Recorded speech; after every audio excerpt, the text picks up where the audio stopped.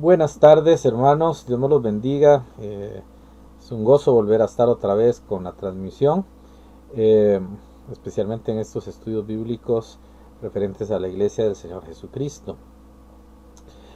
Hoy vamos a continuar con el tema de los oficios, pastor y diáconos, y vamos a ir desarrollando un poco más lo que es la parte bíblica sobre esos dos oficios, y vamos a irnos enfocando en la parte que Pablo y nuestro Señor dicen acerca de estos dos oficios. Así que vamos a ir a lo que es lo que quedamos la semana pasada, que tiene que ver con las funciones del pastor, pero solamente como referencia para tener el contexto. Vamos a orar y a ponernos en las manos del Señor para que Él nos dirija y sea Él quien nos esté guiando en todo esto. Señor Jesús, gracias te damos por este momento que nos has dado, y gracias te damos porque estás con nosotros, porque tú nos guías, porque tú nos guardas. Te damos gracias porque eres un Dios bueno y porque tú, oh Dios, tienes el control de todas las cosas. Así que te pedimos que nos guíes, Señor, y que nos hables en el nombre de Jesús. Amén y amén.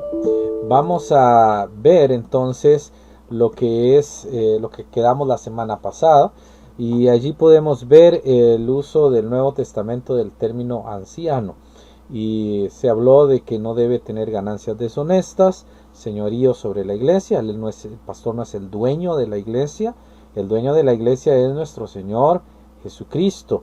Él es el dueño de la iglesia, no es el pastor, no es el diácono, no es un grupo de personas, no es el Estado. Nada tiene que ver el Estado con la iglesia de Jesucristo. La iglesia de Jesucristo es de Jesucristo, y son cada uno de los miembros que han sido recibidos y han formado esa iglesia por medio de la conversión, el arrepentimiento de pecados, o bien por el traslado, pero con un bautismo correcto y con una autoridad establecida.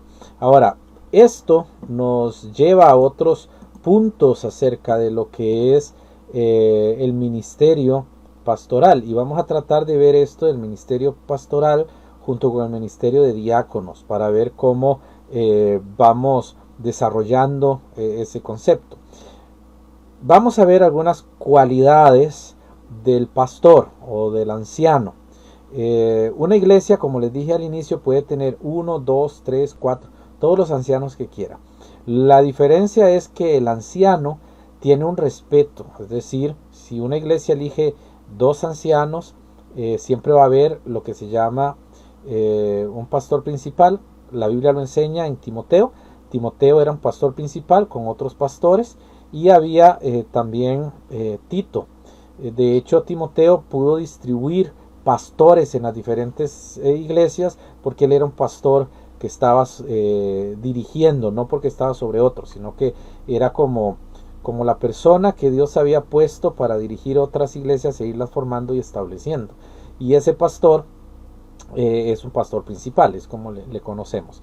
Ahora vamos a ver algunas cualidades acerca del pastor, y vamos a ir, bueno, aquí tenemos, vamos a ir a la parte de las cualidades del pastor, y lo primero que vamos a ver es que el pastor es un tipo de director. Es como es una persona que dirige.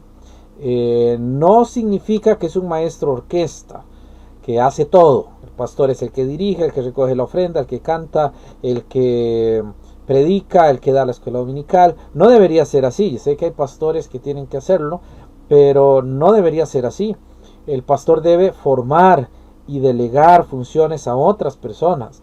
Esa es la función del pastor. Él no es un maestro orquesta. Hay iglesias donde algunos ancianos, algunos pastores, toman el control total de la iglesia y lo hacen todo. No es la función de la iglesia. El pastor está para que cada hermano ejerza su don y desarrolle su ministerio para la obra de Cristo Jesús, y Cristo sea glorificado. El pastor no es el que debe hacerlo todo. No está bien eso si la iglesia ya tiene un número de personas grande debería estar esas personas trabajando en la iglesia. Por ejemplo, en nuestra iglesia tenemos maestros de escuela dominical. Como pastor, me puedo esforzar por tener el buen material y tener todos los recursos que ellos requieran, pero si hay maestros, ellos son los que tienen que dar la clase. Para eso se preparan, para eso se les da una capacitación para que ellos puedan dar la clase. Esa es la función pastoral. ¿Quién dirige el culto? Tiene que haber un director, se le da la instrucción, se le ayuda. Estoy hablando de las cosas visibles, pero internamente y de lo que no se ve, hay hermanos que tenemos, bueno, en mi caso, en nuestra iglesia tenemos encargados hermanos para las ofrendas, ya con un cargo, confiamos en ellos y ellos hacen la recolección de las ofrendas. Hay hermanos que funcionan en la diaconía, hermanas en la parte de la diaconía femenil, tenemos beneficencia, tenemos una serie de ministerios que no los hago como pastor, los superviso, los dirijo, pero no soy un pastor orquesta, no debería serlo. Para eso están los demás ministerios. El pastor no es un dictador, no debe andar diciendo usted hace esto, usted hace aquello, usted hace aquí, usted hace allá, no. Es un director, es un instructor, es un administrador, un sobrevedor, es alguien que guía a un grupo de hermanos. Y el pastor lo que hace es indicar, decir las cosas que hay que hacer, delegar y confiar, ¿verdad? Todo tiene un riesgo. Cuando usted confía en los seres humanos, en las personas, usted confía en mí, usted tiene un riesgo. ¿Cuál es el riesgo de confiar en mí? Que usted me está dejando a mí, por ejemplo, la enseñanza y usted confía que yo le doy una buena enseñanza. Usted tiene una responsabilidad de averiguar si estoy dando lo que la Biblia dice o no, pero el riesgo existe que yo me equivoque, porque soy un ser humano. Es igual con los ministerios.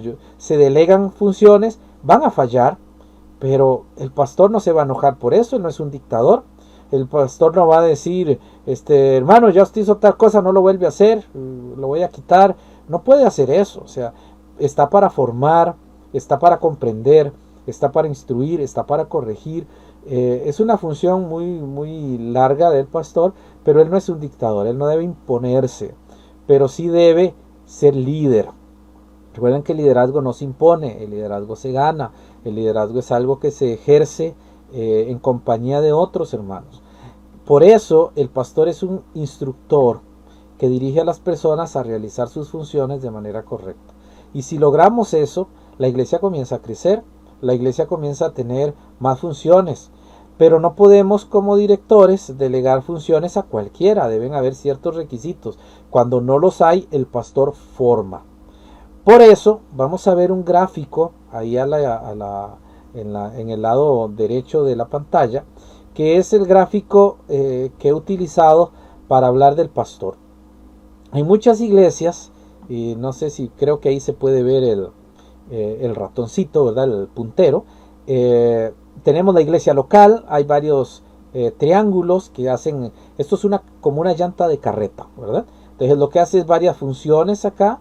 Y tenemos la iglesia local, es el centro de todo, pero hay ciertos rayos o ciertas líneas que sostienen a la iglesia. Tenemos a las personas, una cosa es la iglesia como grupo, una cosa es la iglesia como cuerpo de Cristo, pero la iglesia se forma de personas, con caracteres, con personalidades, con gustos, con pensamientos, con ideas diferentes entre sí, es variado. Es hermosa una iglesia. Y el pastor no está dentro en el centro como que el que hace todo, sino que él es parte de las personas. Por eso hay una flechita que les pongo ahí, hay una división que señala todo hacia el centro. La iglesia local no existe sin personas, no existe sin población, no existe sin problemas y prioridades, no existe sin programas, no existe sin propósitos y no existe sin pastor, sin pastores. Los necesita que alguien la guíe, la oriente, la capacite, pero el pastor no está en el medio. El pastor es simplemente quien mantiene la balanza. Los que tienen vehículos saben que cuando se repara una llanta ponen algunos taquitos unos pesos en el aro para balancearla. Esa es la función pastoral. La función pastoral es balancear la vida de la iglesia y sostener la vida de la iglesia. No significa que no hayan baches, no significa que no hayan problemas, pero esa es la función del pastor. En Hechos capítulo 14 y en el versículo 23 encontramos un pasaje acerca de los pastores. Hechos 14, 23. Observen lo que dice el Señor allí. Permítame para ponerlo en un formato más grande y visible. Ok, ahí lo tienen. Dice, habiéndoles constituido ancianos en cada una de las iglesias y habiendo orado con ayunos, los encomendaron al Señor en el cual habían creído. Vean qué interesante, hermanos, porque la constitución de los ancianos fue hecho por los apóstoles. Constituyeron ancianos en cada iglesia. Ahora, aquí hay algo interesante, hermanos. ¿Por qué los apóstoles, por qué Bernabé y Pablo constituyeron ancianos? ¿Qué autoridad les daba a ellos eso? Significa que yo como pastor fundo una iglesia, la iglesia planta una iglesia en algún lugar de Costa Rica o de otro lado, y yo soy el pastor de la iglesia Vida Eterna, entonces yo voy a ese lugar y digo, usted va a ser el pastor. No es eso lo que significa. ¿Qué es lo que significa? Que los Pablo y Bernabé, como autoridad de una iglesia ya establecida, aprobaron estos ancianos que la iglesia eligió y quedan allí de parte de una iglesia establecida. Recordemos que una iglesia debe ser formada por otra iglesia establecida. Curiosamente, a veces las divisiones, aunque son divisiones, generan eso. Se divide una iglesia y se forma otra, pero salió de una iglesia establecida. Y a veces eso, con el pasar del tiempo, los hermanos pueden buscar a una iglesia y puede ser reconocida. A veces sucede eso. Hay todo un proceso. Pero aquí dice que constituyeron ancianos en cada ciudad. No es que ellos eran como los obispos, que conocemos nosotros en ciertos ámbitos religiosos, que están imponiéndose. No es eso. Lo que sucede es que ellos, con la autoridad de la iglesia que los enviaba, en esta nueva iglesia, hicieron que esta nueva iglesia pudiera elegir los ancianos, y entonces sí, ellos con la autoridad de la iglesia enviadora dijeron, están constituidos, ustedes son ancianos oficialmente. Eso es lo que sucede con el proceso de los ancianos. Tiene que haber una autoridad delegadora regularmente. A veces no se puede, pero Dios en su gracia lo usa de ciertas formas, pero es otro tema. En este caso, entonces, hermanos, tenemos este pasaje de Hechos 14:23 y podemos ver esa sección de la importancia del pastor. El pastor, bajo una autoridad, puede delegar ciertas cosas. Ahora, hay otra cosa que quiero aclarar, y es que el pastor es el que pastorea. El pastor es el que guía a la iglesia. ¿Recuerdan la vara del pastor en el Salmo 23? Dice, tu vara y tu callado me infundirán aliento. Los pastores de ovejas en Israel no golpean a las ovejas. El bastón no es para eso. Incluso he oído hermanos que toman proverbios y dicen, usted tiene que pegarle al chiquito con algo porque la Biblia dice, lo castigarás con vara. Una mala interpretación del texto. La vara del pastor nunca ha sido para golpear ovejas. La vara del pastor es para guiarlas. Es decir, con el bastoncito las vuelven al camino. El bastón era curvo en la parte de arriba. Cuando una se extraviaba la podían jalar de una patita o del cuello y la volvían a acomodar. También ponían el bastón fijo, y las ovejas comenzaban a pasar y con el bastón podían contar cuántas ovejas habían, y el bastón servía para decirle a la oveja que entraran al redil.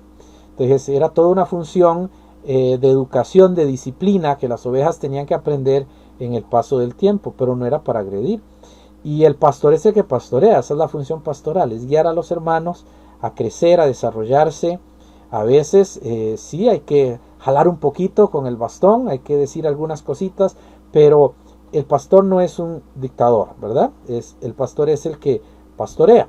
Ahora, esto significa, hermanos, que no es una junta de negocios quien pastorea la iglesia, no es un concilio, no es un comité, ni tampoco son los diáconos, ni el que pastorea es el pastor. Esa es la función pastoral, guiar a los hermanos. Algunos pastores se dedican a visitar y está bien en la visitación, pero la visitación pastoral en la Biblia usted no encuentra que el pastor deba visitar. ¿Cuál es la visitación pastoral? Toda visitación pastoral tiene un propósito: establecer una comunión entre los hermanos, descubrir dones en los hermanos al escucharlos, al oírlos hablar. El pastor ve si tienen algunas cualidades para motivarlos a que participen en algo. Entonces el pastor puede decirle al hermano: hermano, usted quisiera ser diácono, usted quisiera ser obrero, ujier, usted quiere hacer algo en la iglesia, podemos irlo capacitando, porque el pastor ve ciertas cualidades. Tiene un propósito la visita pastoral. Está triste el hermano o está enfermo, el pastor llega a orar. Bueno, ahora con el COVID no nos permiten hacer eso, y los hermanos también lo evitan, pero la visitación pastoral lleva objetivos para orar. Tienen una duda doctrinal, tienen un problema de familia. Esas son las funciones de lo que es la visita pastoral. Tiene un propósito. No es simplemente llegar. Algunos pastores hacían una gran lista y tenían a todos los hermanos para visitarlos al mes, y se dedicaban tanto a visitar que no tenían estudios bíblicos realmente bíblicos, porque todo el tiempo andaban visitando, no había tiempo para preparar sermones, ni estudios bíblicos, ni preparar nada más. Entonces los pastores, a veces hay pastores que nunca visitan, en el sentido de que no tienen la disponibilidad para hacerlo. Pero ¿cómo es que un pastor, por ejemplo, pastorea a su iglesia? ¿Cómo es que el pastor dirige a su iglesia?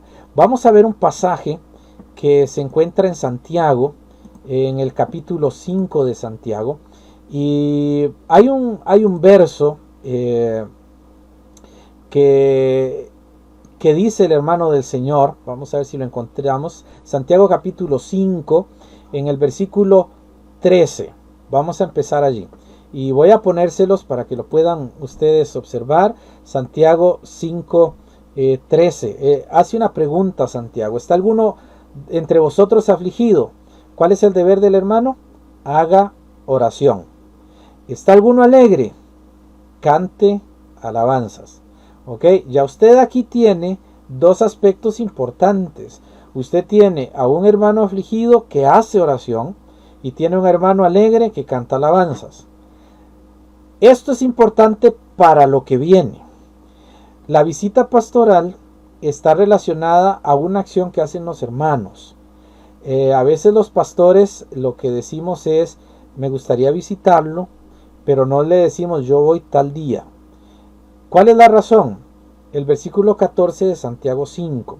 En el versículo 14 de Santiago 5 dice: ¿está alguno enfermo entre vosotros? Observe el mandamiento. Llame a los ancianos de la iglesia, y ¿qué van a hacer? Oren por él, ungiéndole con aceite en el nombre del Señor.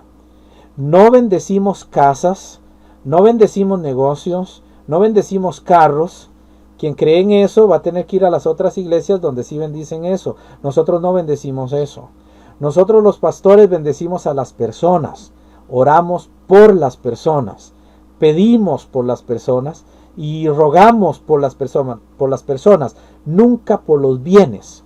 Eso es un extra que el Señor le da a sus hijos, y gracias a Dios que bendice a muchos de sus hijos así, y Él ha bendecido a muchos, pero la importancia pastoral es siempre el individuo, pero Él debe mostrar un interés. Algunas personas sienten al pastor como un tipo de sacerdote. Es que el pastor no me visitó y entonces mi casa no está bendecida. Hermano, si usted es hijo de Dios, su casa está bendecida. Cristo está en usted. El llamado pastoral, ¿cuál es la función pastoral? Predicar la palabra y enseñar la doctrina, establecer comunión y una función dentro de la iglesia. La visita pastoral siempre debe tener un objetivo, no es meramente llegar. Cuando yo voy donde un hermano, regularmente me gusta socializar y permitirle hablar, permitirle comunicarse. Necesito conocerlo, necesito saber sus intereses, sus necesidades para orar. Y así empezamos. Después vienen las preguntas. Hay hermanos que me hacen preguntas, me llaman para eso. Yo quería hacerle una pregunta, pero en medio de la pregunta viene algo que socializamos y tenemos confraternidad y podemos crecer. Hay hermanos que no les gusta que el pastor los visite, entonces nunca llaman al pastor. El pastor tampoco insiste, porque no estamos para visitar, estamos para enseñar la palabra. La visita tiene propósito. Si usted necesita que el pastor le visite, usted lo llama y dice: hermano, yo quisiera que usted venga para orar un ratito, o para compartir un café, o para, ya estoy pidiendo café, para pedir algo, para dar algo, para ofrecer algo, para servir en algo, necesito algo. Usted llama al pastor y el pastor va. Especialmente cuando las iglesias crecen, es muy difícil visitarlos a todos, y cada hermano debe proveer esa parte. Vea que el mandamiento dice: llame a los ancianos de la iglesia. ¿Está alguno enfermo? La palabra enfermo significa débil, con una necesidad, no solamente enfermo físicamente, sino con alguna necesidad, y es importante que llamen al pastor, porque él no es sabio, él no es un adivino, y él no sabe lo que está sucediendo en la casa del hermano. Necesita que se lo digan. A veces los hermanos están enfermos y el pastor no lo sabe, y es necesario llamarlo y decírselo. Esto es importante, tiene todo un objetivo y un propósito. Lo vemos ahí en ese pasaje de Santiago 5:14. Ahora, volviendo a la presentación, el pastor es quien forma e instruye. El pastor, como ya vimos en cuanto a Tito y Timoteo, establecen ancianos, pueden formar a otros hermanos para ser pastores. Esa es la función pastoral, es formar a otros. Como pastor, puedo estar joven, puedo tener mucho anhelo, puedo tener mucha fuerza, pero hermanos, me hago viejo, o sea, la vida sigue, y llegará el momento en el que estaré anciano. ¿Qué es lo que hace un buen pastor? Fortalecer a los hermanos de la iglesia, saber que puede morir, que puede irse, que puede trasladarse, que puede envejecer, y la iglesia necesita estar firme ella como iglesia, y esa es la importancia del pastor, formar líderes que puedan manejar a la iglesia, porque el pastor funciona a toda la iglesia como ejemplo en conducta, amor y pureza. Porque el pastor, he visto ahora últimamente en nuestra sociedad pastores que suben al púlpito en jeans y tenis, y algunos con una nariz de payaso, otros echan solo chistes, y algunos se pasan de tono, y algunas situaciones allí. Ese es el ejemplo que le están dando a la gente.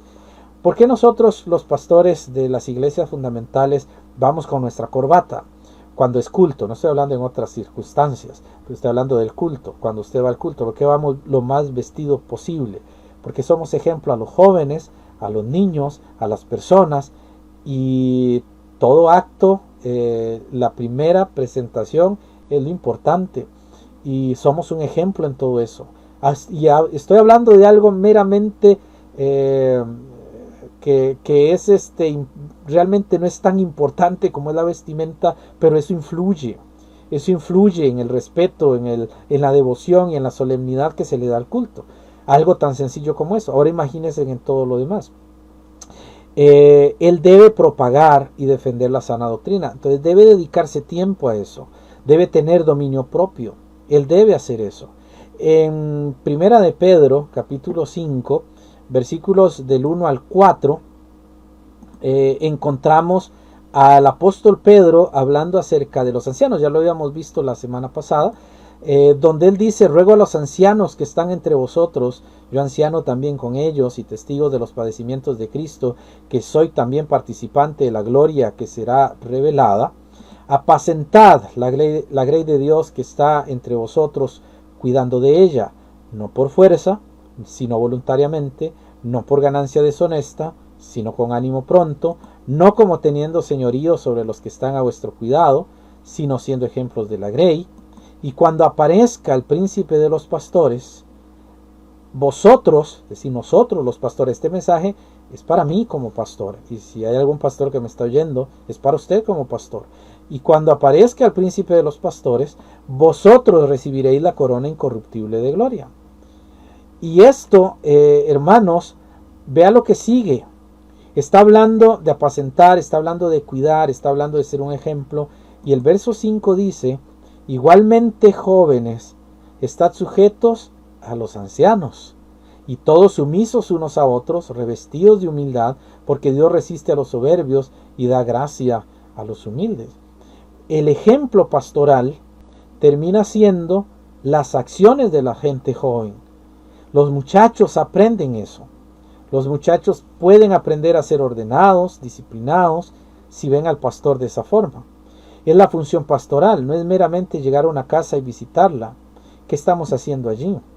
Me gusta mucho ir donde los hermanos y especialmente, y he insistido mucho en eso porque tal vez muchos hermanos no lo captan, pero para mí es de mucha bendición.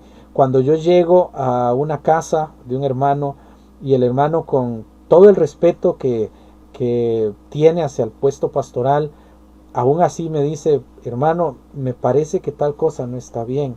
Me permite darle un consejo. Yo quisiera que, para eso es, hermano, también la visitación pastoral. No es meramente para recibir. Si usted siente que hay algo que hay que decir, esa es una buena forma de hacerlo sin dañar a la congregación. Son formas buenas de hablar caballerosamente, dignamente, respetuosamente, de las diferencias que podrían haber y poder tratar las cosas bien, no en el público, como a veces sucede. La función pastoral tiene la idea de formar eso, tiene la idea de hacer de los hermanos ese tipo de formación. Ahora bien, volviendo otra vez al esquema donde estábamos, ya vimos todo esto. En todos estos versos hay muchos más, Tito 1.7, 1 Timoteo 3.1 al 7, pero no los podemos ver todos por el tiempo. De todos estos versos, hermanos, podemos concluir que el deber de pastorear es del pastor, no de una junta o grupo. El pastor no se sujeta a una junta, el pastor respeta a la iglesia. Ahora, la iglesia pone un concilio, por ejemplo, ministerial, ministerios a trabajar, y el pastor, ¿qué hace? Respeta la decisión de la iglesia. Ese grupo de hermanos que trabajan junto con el pastor y son la mano del pastor. Se forma un grupo de trabajo de hermanos reconocidos por la iglesia. Pero aún así, el pastor y ese grupo no pueden tomar decisiones sobre la iglesia. Pueden hacer un buen plan, pueden hacer unos buenos objetivos, pero tienen que ir a la iglesia y decirle, hermanos, esto es lo que queremos hacer. ¿Están ustedes de acuerdo? Lo necesitamos. Y los hermanos reaccionan a eso. Los hermanos pueden decir sí o no. Es la función que hay dentro de una iglesia. Eso es lo que estamos viendo en cuanto al trabajo del equipo pastoral. Y por eso, hermanos, cuando hablamos de un pastor sirviendo a Jesús, sirviendo a la iglesia, escuchando a los hermanos, porque hay personas, hay una población. Cuando hablo de población, ahí en el gráfico, es, hermanos, diferentes tipos de poblaciones. Nuestras iglesias, por la gracia de Dios y muy agradecidos con Dios, somos iglesias de diferentes personas, de diferentes niveles de educación académica, de diferentes formaciones familiares, de diferentes orígenes étnicos, como también socioeconómicos. Hay hermanos que vienen de familias pudientes o son familias pudientes, como hay hermanos que no son así. Perdón. Eso hace toda la iglesia. Las hermanas son tan importantes en una iglesia. A veces las iglesias olvidan las sociedades femeniles y no se les da la debida atención. Y son tan importantes en la iglesia. Es una población importante. Nuestros adultos mayores. Propagar, hacer ministerios para ellos. Qué importante hacer eso. Tener programa. La iglesia debe tener un programa, debe tener propósitos, un plan de trabajo. Debe haber toda una estructura que es lo que hace que funcione una iglesia. Y para eso está el pastor y para eso están los grupos de ministerios. No está para dar órdenes, ni está para que la gente le rinde pleitesía. Está para servir al Señor y dirigir a la iglesia. Y aquí, hermanos, es donde viene una parte esencial. Es una parte muy, muy importante sobre los pastores. Y son las cualidades del pastor. O sea, ¿cómo debe ser un pastor? ¿Qué características debe tener un pastor? Vamos a verlas y para eso vamos a ir a Primera de Timoteo. Vamos a ir al capítulo 3 de Primera de Timoteo. Y antes de ponerles el texto bíblico, quiero enumerarles los requisitos del pastor. Observe que primero es una de las cualidades que reúne a todas las demás. La primera cualidad que vamos a poner, que es irreprensible, reúne a todas las demás. ¿Por qué reúne a todas las demás? Porque al cumplir todas las demás, la persona es irreprensible. La palabra irreprensible en el texto tiene la idea como del resumen de todo. Entonces el pastor debe ser irreprensible. Vamos a ver qué dice el apóstol Pablo en 1 Timoteo capítulo 3. Él dice, palabra fiel, si alguno anhela obispado, buena obra desea. ¿Ok? Eso es muy bonito. A mucha gente le gusta liderar, a otros figurar. Hay personas que creen que el obispado, que en este caso es lo mismo que pastorado, es la misma persona. Mucha gente cree que es tener un puesto, es tener un rango, y estoy luchando por un puesto. Y entonces hay un pleito de puestos, hay iglesias donde se lucha por tener ese puesto. Y hermanos, no es un puesto, es un oficio. ¿Recuerdan? Lo hablamos. No es un puesto, es un oficio. Es un oficio igual que el del diácono. Es un oficio igual que el hermano que ora, que encargado de la limpieza, o el hermano que está en la cocina. Son oficios. Solo que estos son oficios espirituales, y el pastor Dios lo ha puesto para eso. Dios lo puso en un oficio. Y no es algo que se anhela en el sentido de que voy a lucharlo para ganarlo. Es algo que Dios nos da y llama para que lo seamos. Y tenemos que ser conscientes de eso en claridad. Esa es la primera parte para ser irreprensible. Es reconocer que yo no soy mejor que otro hermano. Yo no soy un superhombre. Nadie tiene que estar. Soy una oveja igual. Solo que tengo un oficio pastoral que me da ciertos requisitos, como la dedicación al ministerio. La iglesia tiene la obligación de pagar un salario. La iglesia está obligada a proveer al pastor, si no puede pagar un salario, suplir las necesidades del pastor. En fin, hay ciertas cosas que ya habíamos visto la vez anterior. En el verso 2, porque Pablo aquí dice, si alguno anhela obispado, buena obra desea, pero usa una frase, pero es necesario que el obispo sea irreprensible. Ese es el primer punto que estamos viendo. Todo lo demás viene a ser parte de eso. Que sea irreprensible. No que sea perfecto, eso es diferente. La palabra irreprensible no significa que no tenga errores. Lo que significa es que es una persona que, leyendo las características básicas, se esfuerza totalmente por llevarlas a cabo, a luchar en contra de su naturaleza, en contra de sus inclinaciones, y mantener lo que Dios ha dicho. Él va a ser imperfecto porque los pastores siguen siendo seres humanos. Entonces él es imperfecto. Ahora, observe que tenemos que él es irreprensible, ¿verdad? Pero la segunda es que sea marido de una sola mujer. Lo voy a decir con delicadeza, tratando de no herir sensibilidades, y volviendo al texto para que usted lo tenga allí. Marido de una sola mujer se refiere a que esté casado una sola vez, que no haya divorcio ni un recasamiento. A los demás hermanos en la fe, Dios nunca dice eso. Usted debe ser un cristiano sin divorcio o sin esto. Dios perdona todo.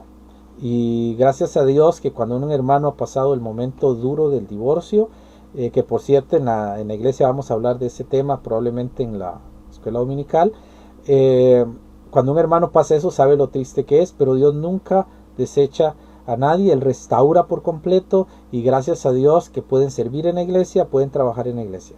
Pero a nivel de pastor, solo en estos oficios, en los dos oficios, viene ese requisito, en ninguno otro. El pastor debe ser marido de una sola mujer. Algunos dicen casado una sola vez, pero no dice eso el pasaje. La Biblia dice más bien, cuando habla de las viudas, que sean esposas de un solo marido, en referencia a que las viudas son las que tuvieron un solo esposo en toda su vida. Es la misma frase, pero a la inversa. Y este requisito hace que no puedan haber pastoras, porque la pastora no puede ser marido de una sola mujer, porque el término griego que se utiliza para marido no es el término general de cónyuge, por ejemplo. Es muy específico que es un varón que está casado con una mujer. Entonces no es posible que una hermana pueda cumplir este requisito, para que ella pueda decir yo soy pastora, yo puedo ser pastora. No puede cumplirlo. ¿Qué es lo que hacen las que funcionan como pastoras? Van a buscar cualquier excusa, ofender, tratar mal, lo que sea. Pero después hacen de que eso es generalizado, pero realmente no es generalizado. Usted léalo bien, ahí dice marido de una sola mujer. La mujer no puede ser pastora, no puede reunir eso. ¿Ok? No puede ser obispa. Eso es algo que no puede darle, no puede ser obispo, no puede tener obispado. Ahora, vemos que debe ser una persona en ese ámbito casado una sola vez. La razón es que nosotros los cristianos, porque la Biblia lo enseña, el matrimonio es algo muy sagrado. Y el pastor es el primer ejemplo de eso. Debe estar casado una sola vez. Debe ser, el tercer punto, él debe ser sobrio, ¿verdad? Ese es el tercer punto. Él debe ser sobrio. Y aquí, hermanos, sobrio tiene que ver con una persona que no es ebria. Es decir, que no pierde el control. Debe mantener el control. Eso es algo que se debe desarrollar en comunión con Dios y mucha oración. No es fácil, como pastores, oír cosas en contra nuestra, oír palabras duras en contra nuestra y permanecer sobrio. Solo la gracia de Dios nos puede sostener. Eso es un requisito de un anciano.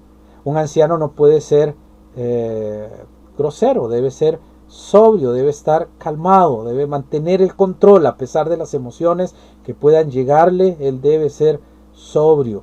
Ahora, no solamente debe ser sobrio, debe ser prudente. Es muy difícil desarrollar eso. ¿Qué es la prudencia? Hay muchos hermanos que son prudentes. Por ejemplo, alguien hace algo malo y no viene de inmediato y se burla o le dice eso está mal, sino que con prudencia lo corrige, le ayuda, le anima, tiene prudencia para hacer ciertas cosas, todo lo hace con prudencia. Eso es una cualidad que se debe desarrollar. El pastor lo desarrolla. Entonces esto es algo que se desarrolla. No es algo que se tiene. O sea, no es que yo soy pastor y Dios vino y me puso todos esos requisitos. No, yo tengo que desarrollarlos en mi vida. Él me llamó como pastor y tengo que desarrollarlos. Tengo que ser sobrio, tengo que ser prudente, tengo que ser decoroso. ¿Usted se imaginaría que yo llegue el domingo a predicar en sandalias? O que llegue en pantalón corto, o que llegue en camiseta. Eso no es ser decoroso. Eso es no tener decoro. Tengo que vestir bien. Por ejemplo, ahora no tengo el saco porque es una transmisión y tratamos de que el estudio no sea tan formal, pero tengo mi corbata. Yo tengo que ser decoroso en mi forma de presentar, en mi forma de hablar, en mi forma de ser, porque es un requisito del pastor. Es un requisito de la persona que está dirigiendo una iglesia. Debe tener decoro. Ahora, debe tener algo más. Debe ser hospedador. No es que recibe a todo el mundo en la casa. La palabra lo que significa es que cualquiera que llegue a casa, él va a ser hospedador. Él va a tratarlo bien. Lo va a tratar con todo el amor cristiano que merece a esa persona. Debe ser hospedador. Debe estar siempre dispuesto a recibir o a visitar gente. Debe ser una persona agradable. No debe ser humillante a las demás personas. A veces los pastores debemos tomar decisiones sobre la forma de la vivienda y eso, para no alejar a los hermanos que se podrían ofender por eso. Usted dirá, ¿pero por qué? Si usted tiene el derecho. Sí lo tengo, pero Pablo dice que a pesar de que tenemos derechos, por agradar a Cristo y edificar a la iglesia, a veces tomamos ciertas decisiones. La iglesia debe ser edificada. No digo que todos los pastores pueden vivir bien, pero algunos hermanos que tienen esa bendición, aún así tienen que reducir un poco algunas cosas para poder ser un buen hospedador. También debe ser apto para enseñar. Hermano, el enseñar, hermano, no es una cualidad innata, es una habilidad desarrollada. Una persona apta para enseñar es el que aprende a enseñar, estudia, se esfuerza. No es bonito llegar a un culto y que usted vea a su pastor que no sabe qué está diciendo y que solo repite los sermones, que no estudia. Eso no es ser apto para enseñar. Apto para enseñar es estar siempre estudiando, es siempre prepararse lo mejor posible para enseñar a otros. Tampoco puede ser dado al vino. No es que es pecado, hermanos, y lo digo con mucha delicadeza, no es pecado que usted use cierto grado de licor para ciertas cosas. Por ejemplo, hay comidas que necesitan o se utilizan de esa forma. Eso no tiene nada de malo. A veces hay ciertas acciones en el hogar donde algunas personas necesitan utilizarlo. Eso no está mal. El problema no es ese. No dado al vino es la persona que se pone alegre con el licor. Es la que se le pasa la mano, es la que no tiene el control, la que ya tiene problemas de ebriedad. Eso sí ya es un problema, ya el pastor no puede ser pastor así. Entonces, ¿qué es lo que hace el pastor? No dado al vino, lo evita en todo sentido y prefiere no tenerlo. Y él va a esforzarse por ser lo más limpio posible, porque el licor nunca deja una buena forma de pensar ni una buena imagen. También no debe ser pendenciero. A veces los pastores se enojan por todo y reclaman y regañan y no tienen el control. Una persona así no puede ser pastor. Yo sé que hay hermanos en todas las iglesias que son efervescentes. Cuando algo pasa se enojan. Es solo eso señala que no puede ser pastor. Un pastor no se puede enojar así. Ahora, ¿por qué no puede serlo? Porque no está controlándose. Si él controla eso, porque todos podemos controlar el temperamento, él puede ser pastor. Tampoco puede ser codicioso, anhelando, viendo quién tiene más para ver si yo quiero, si puedo tener eso. Empiezo a codiciarlo, empiezo a tener envidia de lo que los demás tienen. Eso no está bien tampoco. Los pastores deben luchar contra eso. El pastor debe ser paciente, debe aprender a escuchar, debe tolerar a la gente, debe guiarse por esa paciencia con las personas, para guiarlas, para orientarlas, para capacitarlas.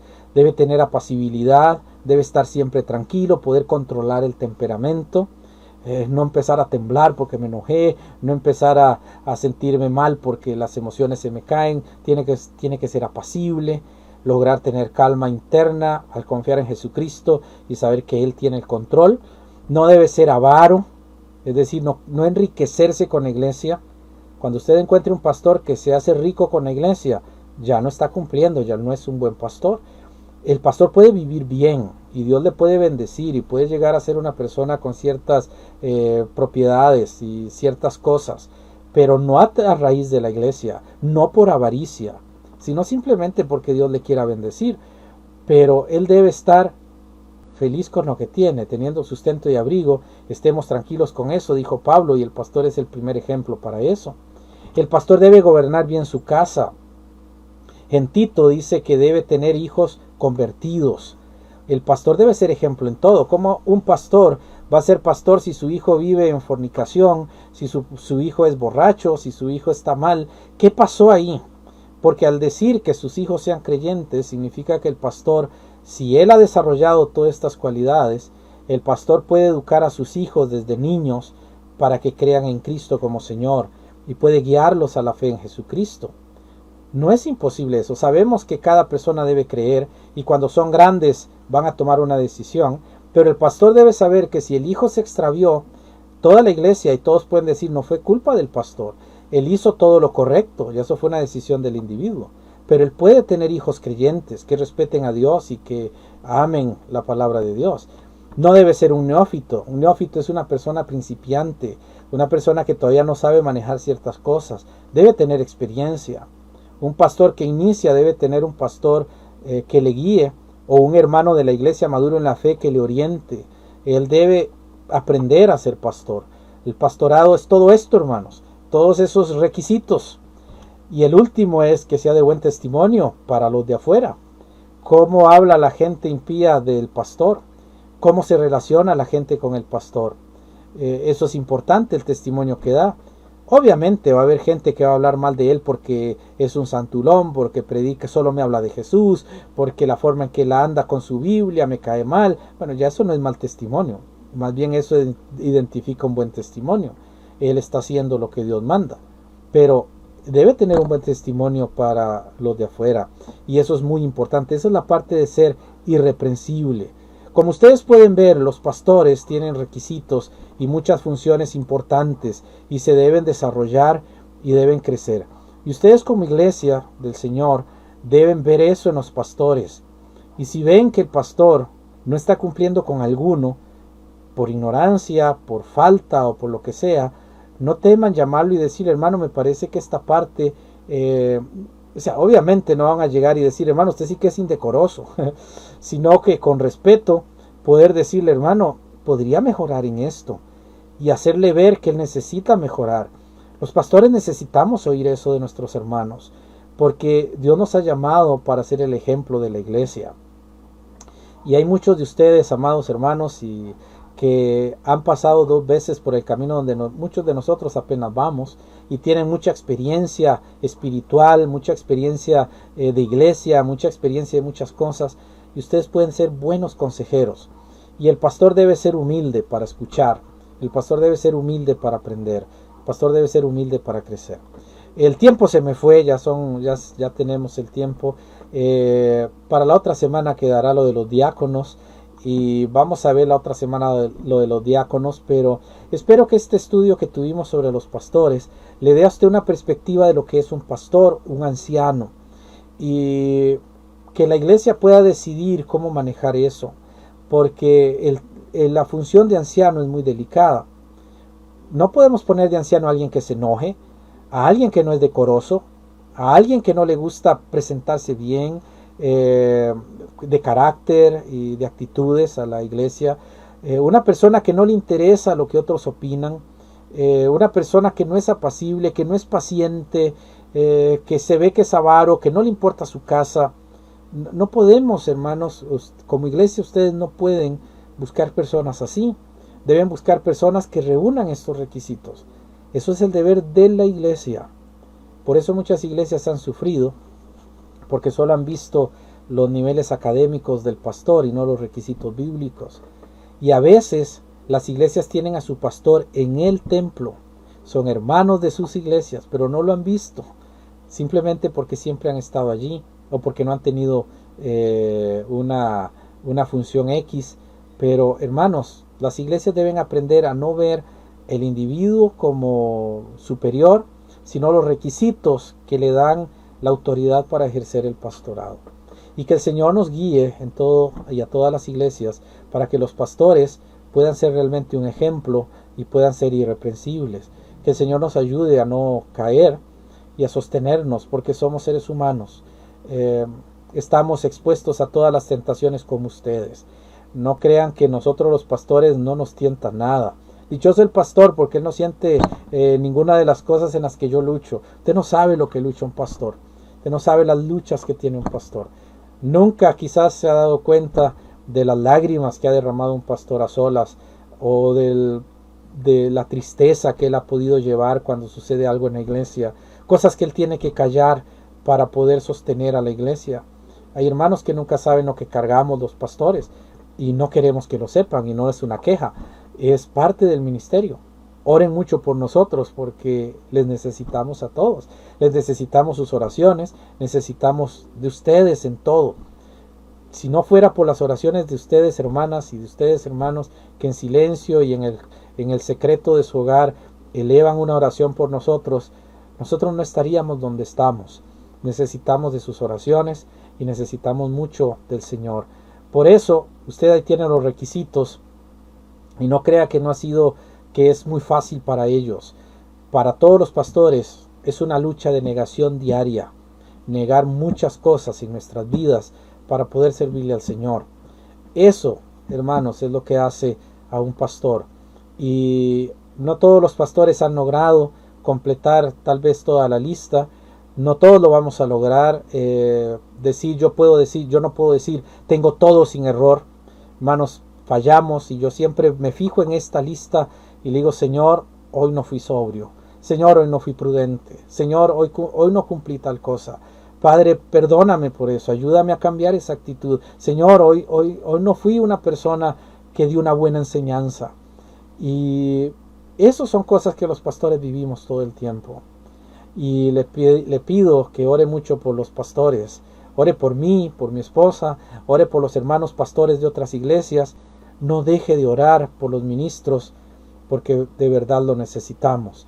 Si ustedes ya vieron los requisitos, es muy pesado lo que nosotros llevamos y lo que nosotros tenemos que ofrecer, no solo a Dios, a la iglesia, sino a nosotros mismos y a la familia.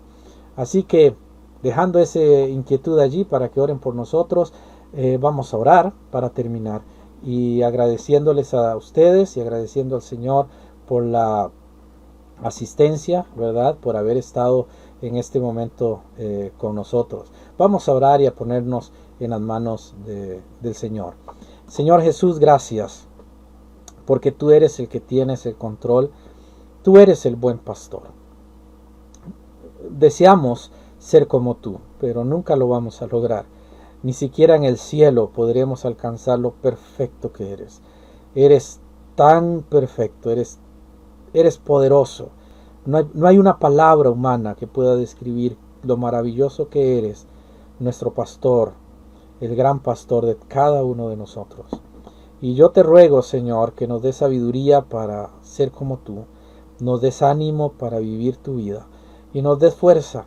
Ayuda a los hermanos para que ellos puedan seguir orando por nosotros, y especialmente ahora que la sociedad cada vez se aleja más de ti, es más fuerte el trabajo que llevamos, las oraciones y todo el peso que está sobre los hombros, sobre la doctrina, sobre la vida de la iglesia, sobre lo que tú nos has ordenado. Así que te pedimos tu bendición y que nos des la fuerza para seguir y que nos des el ánimo. En el nombre de Jesús te lo pedimos. Amén.